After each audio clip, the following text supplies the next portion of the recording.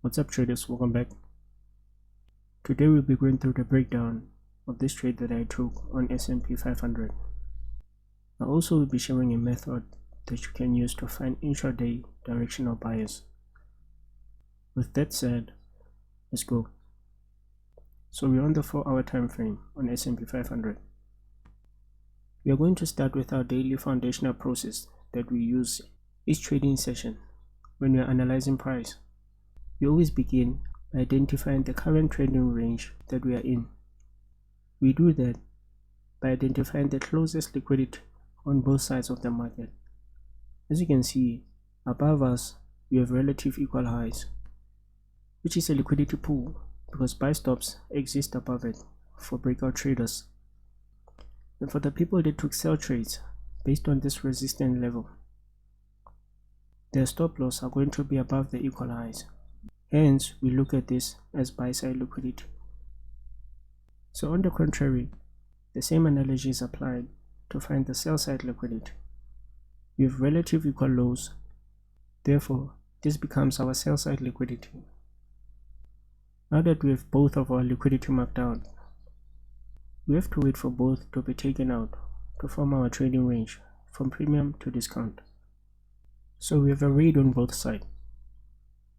That being the case, we get our trading range. On the top of the range is our premium, and on the bottom half is discount. So now we have to draw the PD arrays that exist in this range. We have our 50% level, the fair value gap, and the order block that exists with the fair value gap, and it also book structure. So let's see what happened in here. With price pushing from discount to premium, I've mentioned in the previous video that when taking a trade in discount to premium, you must be out at the 50% level, or the first swing or fair value gap that you come across in premium, or the opposite side. So let's go through how you can frame your directional bias using this. So as you can see, we are in premium. The price is inside of a premium fair value gap while reacting from an order block, which tells us that the price might go down. But how can we confirm that this won't happen? I think you guys know by now. So you know that Nasdaq and S&P 500 are positively correlated. Therefore, they are supposed to move in the same direction. So on the left, you can see that Nasdaq made a higher high, while S&P 500 is making a lower high, which results in divergence. Nasdaq took out the stops, while S&P 500 was waiting around.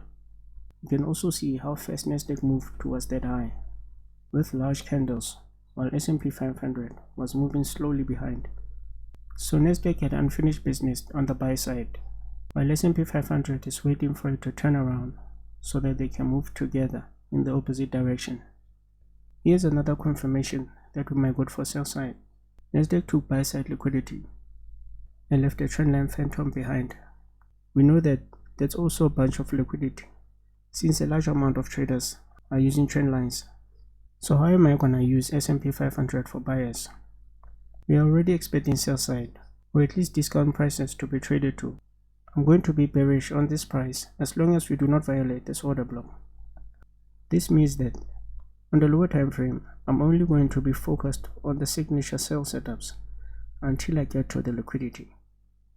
If you're trading on this time frame, for those who do not have the time to wait for lower time frame setups, you could just take a sell at the order block and put your stop above it and just continue with your day.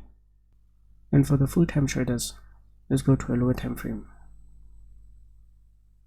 So we're in the 5-minute.